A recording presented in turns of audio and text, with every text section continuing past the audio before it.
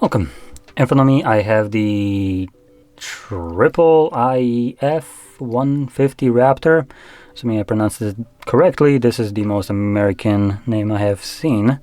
But in any case, I'll be showing you how you can go through the setup process of this device.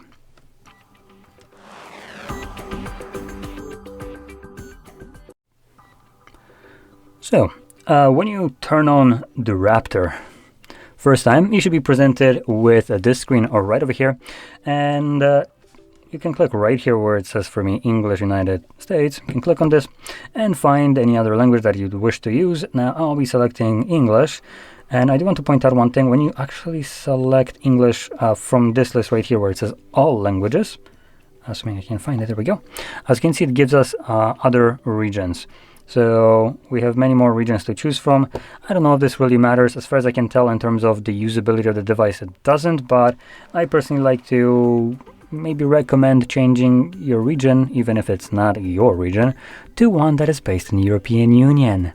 And the reason for that logic is because European Union has much better consumer rights and protection than, for instance, US, UK, or any other place. So, as an example, when European Union forces some company to do what they wouldn't want to do, obviously, they might be only abiding by this law in this specific region where they're forced in, and then just not giving two craps about it in other ones.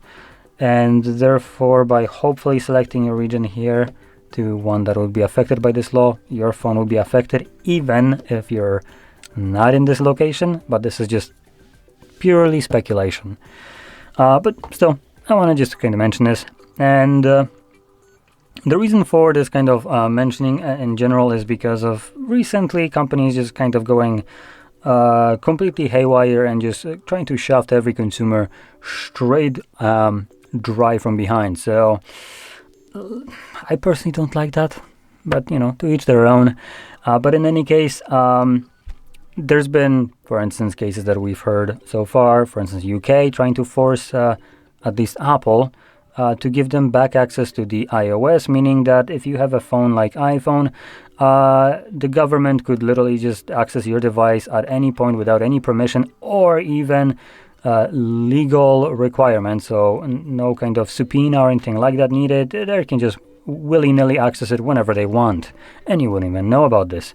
Now, just to kind of put that out there, Apple didn't agree to this, that's why we know about it, but it's not hard to stretch this idea that UK could just tell them, okay, you're not going to be selling your phones in our country in this case, unless you do that, and when they do agree, they are obligated by that agreement to not disclose this. So who knows, maybe your government already has access to your device and you just don't know it. And because we haven't heard anything like that from Google or Android side, yeah, you can probably connect the dots right here. So in any case, I don't recommend selecting anything UK based. If you like, especially freedom of speech, though I wouldn't base that when you do, you automatically can, shit talk all the politicians like the dumbasses that they are, because, like I said, it's just a speculation. Anyway, moving on, we have connect to mobile network, and this can be done by inserting a SIM card. Now, this is fully optional, and you can skip this right here. And then, next page, we have connect to Wi-Fi. Again, fully optional. But if you choose to skip both the Wi-Fi and SIM insertion, and you click right here, set up offline, you get this pop-up, set up offline, and this will result in you not being able to sign into your Google account, restore apps and data, get software updates, and have the date and time set automatically. I do also want to add, this only applies throughout the setup process. Once it's finished, you can connect to Wi-Fi, insert a SIM card, and change all these settings, so this is not set in stone. You can completely disregard this and change this later on after the setup, so don't worry. And here's the date and time that isn't set automatically, and it's incorrect well, it is definitely incorrect. It's apparently September 26th, cool. Just like nearly a year ahead. Okay. I'm going to disregard this anyway. The moment you connect to network, this will get fixed up anyway. Next, we have Google services, and I have a lot to say about these services. because we have things like location, scanning, and sending user and diagnostic data. Diagnostic data. There we go. That took a little bit more effort to say for some reason. And the last one is install updates and apps. And as you can see, this one doesn't even have a toggle because just because. I mean, there's no good reason to be completely fair. So let's go over this. A location, basically, obviously it's self-explanatory. Your device locates you and shares it with applications. So it does it through Wi-Fi and the GPS by the looks of it right here, and can turn that off. It also automatically will turn off allow scanning, which is through Wi-Fi and Bluetooth. Now, if you're thinking, well, I'm gonna turn this off and I should be good to go, my device is now off the grid. No. It's nowhere near that, and it never will be unless you just literally ran it over with a tank. Then sure. Although even then, if it's in pieces, it still would be sketched out that some component might somehow track me. But in any case, there are other ways that aren't mentioned right here that your device can track you. One of the probably prime candidates would be basically the mobile not mobile network, but the connection to the cell towers. So cell towers basically gain your location, and obviously these two options completely woefully disregard this information. Next one is send user and diagnostic data, which obviously if you turn that off, technically your device shouldn't even be communicating with anything and letting them know anything like that. But again, mobile network, this option means absolutely F all. So it literally changes nothing. And again, just like before, your phone also has other ways to communicate with other devices, and other devices can just straight up snitch on you where you are located. So again, this doesn't ever really give you anything. It's just a kind of like a fluff blowing smoke up your ass from Google to make you think that you have some anonymity generally anywhere you go. But the truth is, you never do anymore, and you haven't for some time. And just to kind of put this as a perspective, when you have people doing some questionably, in terms of legality, things, and they decide to turn things like airplane mode off, turn every bullshit off, turn even their device off, and yet they're found because of their device location. Excuse me, how the hell do you be locating someone's device when it's disconnected from everything is turned off, and even the device? Do you think that's because the device is no longer tracking you? Because it sure as shit doesn't sound like it. And I also want to put other things into perspective. So let me just kind of bring up my device, because I do have it set up. It does need a setup, but it's still a decent kind of way to demonstrate this. So you know how Android has this thing where it shows you this green dot when it's listening to you, like for instance now. So you can see it right here, and it disappears once it's not being used. Well, it's not being used right now. There is no microphone, nothing is listening to me, based on the explanation from Google how this feature works, right? Which is fine. So how the high heaven does the phone know that I'm saying, okay, Google?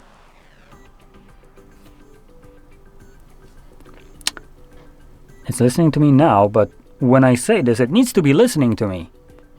So, okay, Google, are you listening to me all the time? No, I only process audio when you activate me or use Gemini Live. Well, I literally just proved otherwise, considering I can give you the command and it will launch it. So that is absolute bullshit. But hey, who knows? Maybe one day there will be a legal action for this, because obviously the option isn't working like it's supposed to. But anyway, let's move on to the last option right here, and the one that is probably the most egregious, just because you can't even turn that off. And this is the one that would be really easy to prove that something is being done without your permission. So install updates and apps. On the surface it sounds, well, not very important, right? You get software updates pretty often. You update your device whenever you probably have the option to. And if you don't want to, you can obviously turn that off in the settings. But what you don't know is that you're only turning off the software update, either for apps or just the Android as a OS. So you're not going to be getting, for instance, like Android 17 or whatever. What this doesn't include here, and the thing that you can't really turn off normally, is the OTA updates, or otherwise known as over the air. Now, that is a process that is running in the background of your device without your knowledge, really, and it's part of Android. Now, this ominously sounding kind of process is basically responsible for pushing updates to your device without your permission or knowledge. So if you ever woke up one day, opened up some application, for instance like Play Store, and you know that you never got any notification about any kind of update on your device, and yet the application looks now different, that is because of the OTA updates. That is being done without your permission or knowledge, and even if you turn off every kind of update that you possibly can in the settings, it won't affect that specific thing. And this is going to be used for cases when, for instance, Google recently wanted to completely remove the ability to install third-party applications. That would have been pushed through OTA updates, so you can't kind of like not get it. And furthermore, even if your device, or this, for instance, device is end of life, it no longer gets any software updates, security updates, or anything like that, this bullshit will still get pushed to your device when Google wants to change something as crucial as this. Now, just so you're at ease, this has kind of gone back, so it's supposed to come in effect in like 2026 sometimes, but Google went back on it, and it's one of those like 2 steps forward, 1 step back. So they're going to make it more annoying to install third-party application, but you still can. But still, making it more annoying is a redundant bullshit kind of thing that doesn't need to be there. There is already a option that shows up when you're trying to install third-party applications, so it's absolutely pointless. But just be prepared. In 2026, you're going to get this bullshit, even though you never asked for it, and it's going to make it much more annoying to install applications. I don't know how, it's not in effect yet, but when it does, you probably will know. In any case, let's move on. I also want to add one more thing. You can technically delete the OTA update Android services, so this doesn't get updated, so you don't get these bullshit updates onto your device forced without your permission or knowledge. But this will also kind of remove the ability for your device to get things like security updates or something like that. So it could be a solution. If this device already isn't getting any new security updates or anything like that, that's fine. If it is, you might want to hold off, unless you're not scared of getting hacked. Now, moving on, we have the PIN.